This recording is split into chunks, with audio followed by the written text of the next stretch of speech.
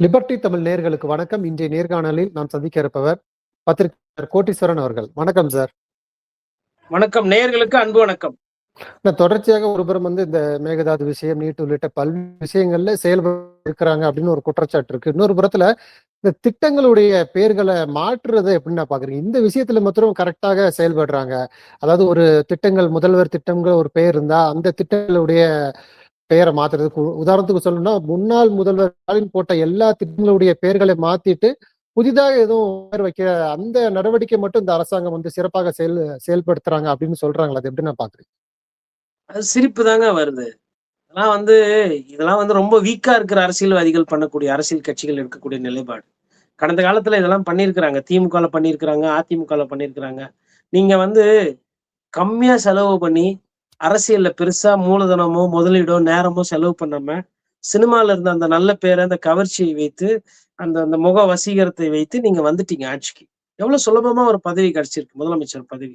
அப்படி இருக்கும்போது இப்ப இந்த பேர் மாத்துறதுல என்ன கிடைச்சிட போகுது உங்களுக்கு? வெற்றி முதலமைச்சரே ஆயிட்டீங்கங்க.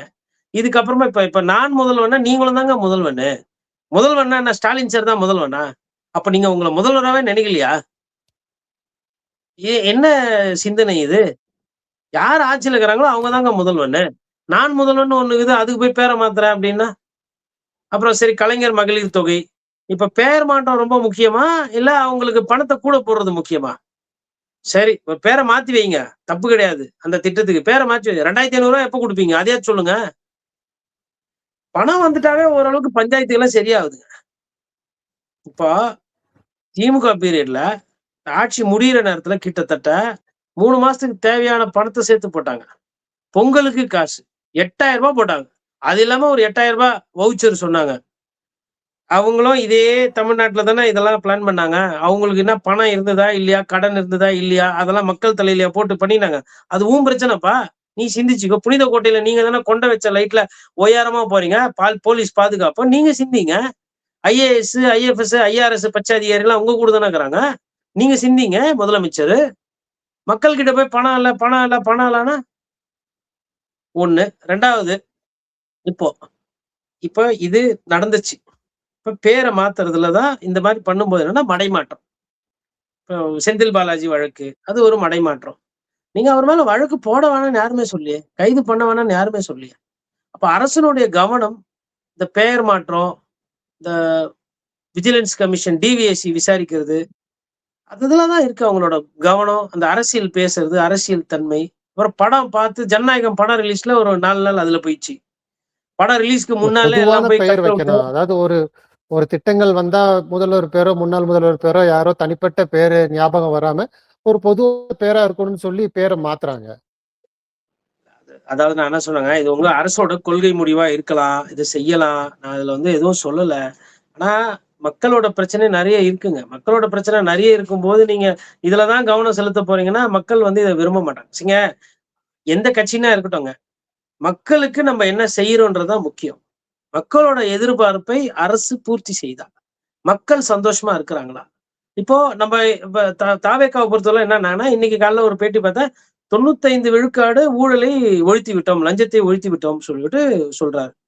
என்ன அடிப்படையில அதை சொல்றீங்க? என்ன முகாந்திரம்? அதுக்கு என்ன ஆதாரம்? ஊழலை குறைக்கிறதுக்கு உண்டான நடவடிக்கைகள் எடுத்துட்டு வரீங்கன்னு சொல்றீங்க. அது ஓகே, புரிஞ்சுக்க முடியுது.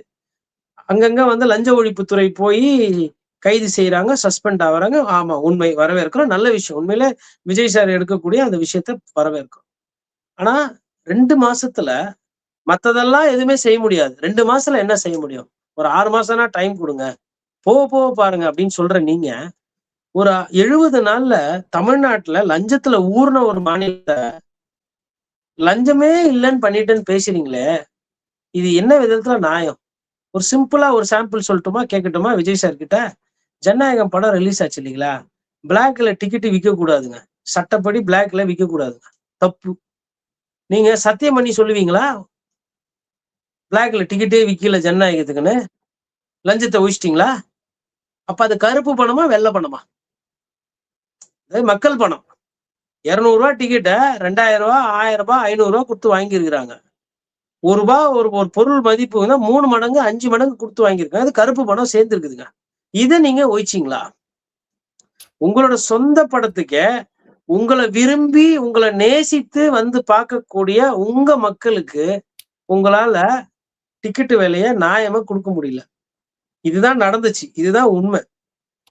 ஏதோ இல்லாததை நான் பேசுறத நினைக்க வேணாம். மக்கள் பாக்குறாங்க. அவங்கதான் இது சாட்சி. இல்ல இது தப்பு அப்படின்னா ரைட்டு, நான் அந்த வாதத்துக்குள்ளே போல. சொல்ல முடியுமா? எவ்வளவு வீடியோ வந்துச்சு. பிளாக்ல டிக்கெட் விற்கிறாங்க, பிளாக்ல டிக்கெட் விற்கிறாங்க. அதை ஒழிச்சிட்டீங்களா? அதுவே பண்ண முடியல. இதுல தாசில்தார் ஆபீஸ்ல ஒழிச்சிட்டா. இன்னொன்னு நடக்குது. அரசு அதிகாரிகளை ரொம்ப கொச்சையா பேசுறது பண்றது அதுவும் இப்ப ஜாஸ்தி ஆயிடுச்சு. அதாவது என்னன்னா, விஜய் அண்ணா வந்து சரியாதான் பண்ணணும்னு நினைக்கிறாரு. ஆனா இந்த அரசு அதிகாரிகள் தான் இந்த லஞ்சத்துக்கு வந்து பண்றாங்க. இவங்கதான் தப்பு, இவங்கதான் சரியில்லை. சரி, அவங்க சரியில்லை. நான் என்ன கேக்குறேன், 100 அதிகாரி இருக்கிறாங்கன்னு வச்சுக்கோங்களேன், 100ல 100 பேருமாவா லஞ்சம் வாங்குறவங்க? யாருன்னா கொஞ்சம் பேர் அதுல நியாயமா தர்மமா இருக்க மாட்டாங்க? சுத்தமா இல்லையா? இப்போ பத்திரிகைக்காரங்கள்ல லஞ்சம் வாங்குறவங்க இருக்கிறாங்க. லஞ்சம்னா இந்த கவர் வாங்கிக்கின்னு முட்டு கொடுக்குறவங்க இருக்கிறாங்க. நான் இங்க உட்காந்துன்னு என் துறையில எல்லாருமே சூப்பரு அப்படின்னா அப்ப நான் தப்பு தானே? நான் ஏமாத்துறேன் தானே நேயர்கள? 1, 2 பேர் தப்பு பண்ணுவாங்க. இல்ல கருப்பாடு இருக்கும். இல்ல நிறைய பேர் கூட தப்பு பண்ணுவாங்க. 19 ரூபா எதுவுமே இல்ல. தமிழ்நாட்டுல லஞ்சம் ஒழிப்பு எல்லாமே போயிடுச்சு அப்படின்றது மடைமாற்றம் தானே? அப்புறம் மெட்ரோ ரயில் போயிட்டு அங்க போய் சுத்தி பாக்குறீங்க, ரீல்ஸ் வருது, டாட்டா காட்டுறீங்க. இப்ப மெட்ரோ ரயில் எப்படியா இருந்தாலும் அது வந்துட போது, அது நடந்துனுக்குது. ஒரு கான்ட்ராக்டர் குத்தாச்சு, இடம் குடுத்தாச்சு, ரிவ்யூ பண்ணா ரைட். அது வந்துட்ட உடனே மத்த செய்தி எதையுமே வராம ஊடகத்துல 2 நாளா மிச்ச செய்தி எல்லாத்தையும் இருட்டடிப்பு பண்ணி, அதை வைரல் ஆக்கி, அதை இன்ஸ்டால போட்டு, ஃபேஸ்புக்ல போட்டு, நம்மளோட பிரச்சனை நமக்கே மறக்கிற அளவுக்கு எப்படி சூப்பரா பண்ணீங்க. இது என்ன அரசியல்னு கேட்கிறேன். நீங்க பிரபலம் தான் சார். நீங்க நாளைக்கு மவுண்ட் ரோட்ல போய் நின்னா 10,000 பேர் வந்து நிப்பாங்க. கிண்டியில கத்திப்பாரா வாண்டினீங்கன்னா 5,000 பேர் நிப்பாங்க. பெரம்பூர் போனீங்கன்னா 30,000 பேர் நிப்பாங்க. மாற்றுக்கிறது இல்ல. உங்களை நேசிக்கிறாங்க. அதுக்குன்னு எவ்வளவு லட்சக்கணக்கான வீட்டுல கரண்ட் பில் ஏறி இருக்கு தெரியுமா?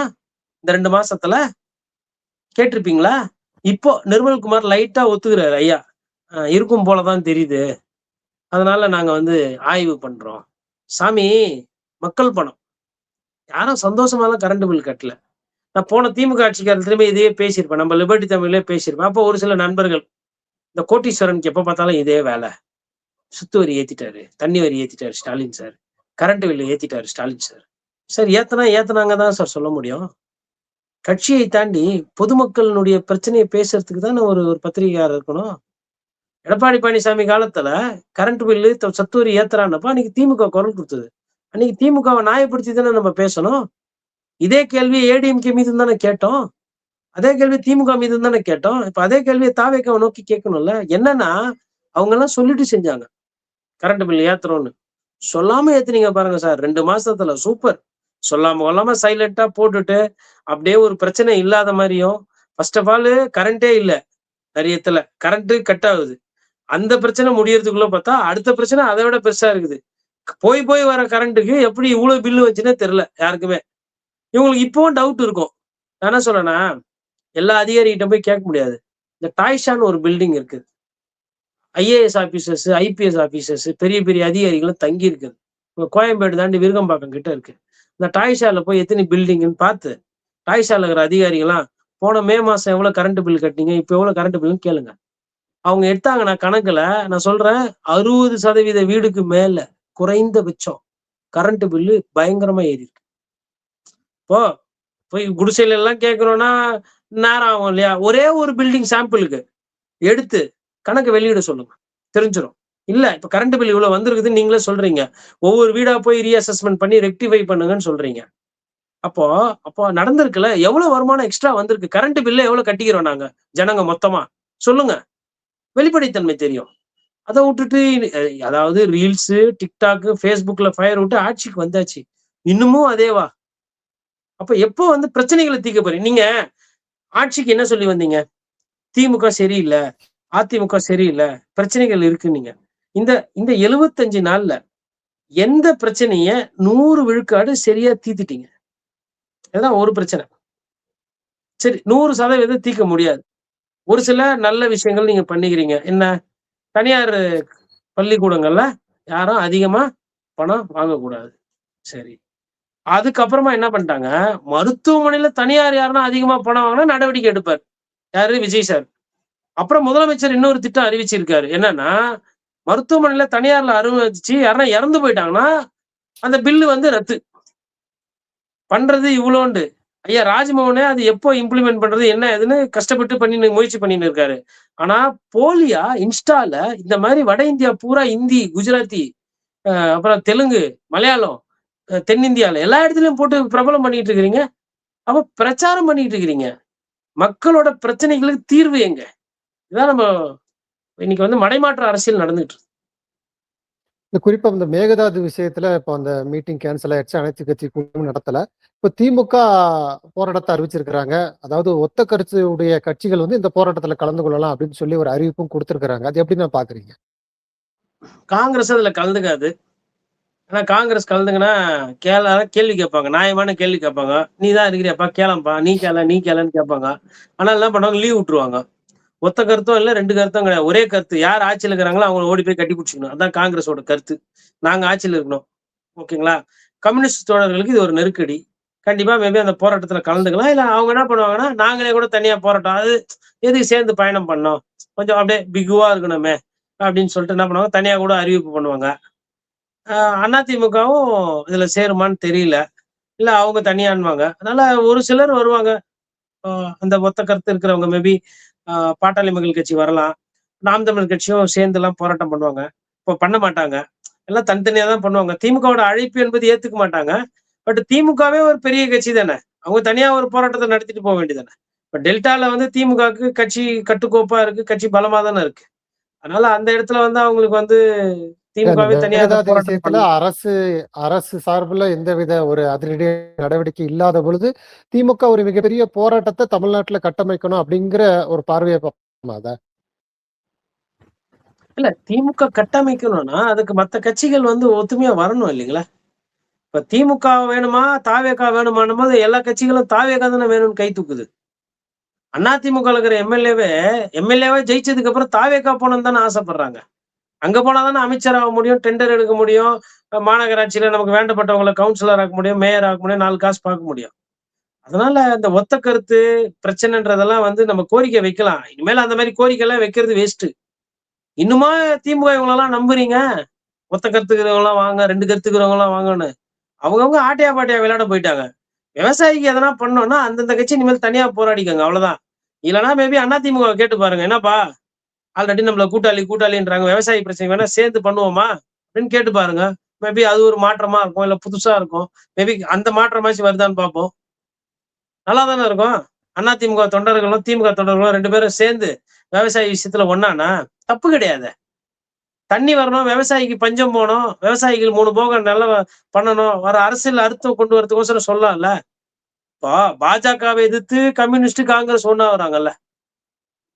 பாசிச கட்சிய எதிர்த்து. அந்த மாரி இங்க ஒரு ஒரு ஒரு வாஷிங் மிஷின் கட்சி ஒரு பாசிச கட்சியா மாற முயற்சி பண்ணுதுன்னா, அத எடுத்து கட்சிகள் சேரலாம். ஒண்ணும் தப்பு கிடையாது. உங்களுக்கு கூட்டணிலாம் யாரும் வச்சுக்க சொல்லல. அட்லீஸ்ட் போராட்டமாச்சும் ஒண்ணா பண்ணா கூட மேபி அது ஒரு நல்லா இருக்கும். அதாவது தலைமையில இருக்கவங்க போய் பங்கு பெறணும்ன்றது கிடையாது. திமுக ஒரு ஒரு போராட்டம் பண்ணுது. அங்க ஒரு 5000 பேர் இருக்கிறாங்க. அதுல ஒரு 3000 பேர் அதிமுக காரங்க போய் கலந்துக்கிறாங்க. மொத்த தஞ்சாவூரே ஆடி போகுதுன்னா, ஆட்டோமேட்டிக்கா தஞ்சாவூர்ல ஜெயிச்ச தாவேகா நபருக்கெல்லாம் லைட்டா ஒரு பயம் வரும்ல. அவங்க போய் சொல்லுவாங்கல்ல, "அண்ணா அண்ணன பார்க்கணும். ஒரே பிரச்சனையா இருக்குது ஊர்ல. எம்எல்ஏ வேலையே பார்க்க முடியல. எங்க போனாலும் மூஞ்ச காட்டுறாங்க. ஜனங்கலாம் திட்டுறாங்க." போய் சொல்லுவாங்கல்ல. அப்ப அந்த ஒரு ஒரு ஒரு மக்கள் கிட்ட ஒரு ஒரு ஒரு புரிதல் மேம்படும்ல. அப்ப அரசியல் அழுத்தம் கொண்டு வரணும். அதுதான் இப்போ போராட்டத்தினுடைய நோக்கம் என்ன? ஒண்ணு நம்மளுக்குள்ள அந்த போராட்டங்கள பண்ணி ஒண்ணு சேர்றது. இல்ல அந்த போராட்டத்தின் வாயிலாக நம்மளோட சக்தியை வந்து இன்னொருத்தருக்கு காட்டி, அதன் மூலியமா அழுத்தத்தை கொண்டு வந்து தீர்வை பெறுவது. இப்ப தீர்வுன்னா இங்க என்ன 2 வகையான தீர்வு. ஒண்ணு தண்ணிய வாங்கி தீர்வு. இல்ல விவசாயிகளுக்கு உரிய இழப்பீடு. இந்த வாட்டி வந்து பொய்த்து போச்சு. அதுக்கு வந்து எங்களுக்கு வறட்சி நிவாரணம். இப்போ வறட்சி நிவாரணமா ஒரு பேச்சுக்கு சொல்றேன். ஒரு 3000 கோடி குத்துச்சுங்க மத்திய அரசு. கூட தமிழக அரசு ஒரு 3000 கோடி போட்டு ஒரு 6000 கோடி போட்டு விவசாயிகளுக்கு அந்த காச பிரிச்சு குடுத்தா கூட, அவங்க பொங்கலுக்கு மேல வேற வழிய பார்த்துக்குருவாங்க. இல்ல அக்டோபருக்கு மழை கிழ பெஞ்சதுன்னா, அடுத்தது பொங்கலுக்கு தயாராயிருவாங்க. இந்த 4 மாசத்துக்கு அவங்களுக்கு ஒரு நிவாரணம் கிடைக்கும். அது நிவாரணத்தை நோக்கி சிந்திக்கணும். மக்கள் பிரச்சனைய தாம் பிரச்சனையா உணரணும். இனி அ ஐயா விஜய் சாருக்கு ஒரு கோரிக்கை, டி.கே. சிவகுமார நம்பாதீங்க. ஏன்னா, 1000 இருந்தாலும் இது தமிழ்நாடு. நீங்க தமிழ்நாட்டை சேர்ந்தவர், எங்களுக்கு உண்டான முதலமைச்சர். இங்க இருக்கிற கட்சிகள் இந்த விஷயத்துல ஒண்ணா இருக்கும். அப்படி ஒரு விஷயத்த பண்ணாதான் அவங்கள வந்து இது பண்ண முடியும். ராகுல் காந்தியோ, மோடிஜியோ ஒண்ணு, அறியாதவங்க வாயில மண்ணு. அவ்வளவுதான். தமிழ்நாட பொறுத்தவரையில தேசிய கட்சிகள் வந்து தமிழகத்துக்கு நல்லது செய்யுதுன்றது அவங்களுக்கு நிறைய நாளா பண்ணது கிடையாது. அவங்க மத்திய கூட்டாட்சின்னு இருக்கிறதே வந்து தமிழ்நாட்டுல இருந்து வரிய நிறைய வாங்கிட்டு போறதுக்கு. இது ஏதோ நான் புதுசாலாம் பேசல. அறிஞர் அண்ணாவை படிச்சதுனால இதை பேசுறேன் நான்.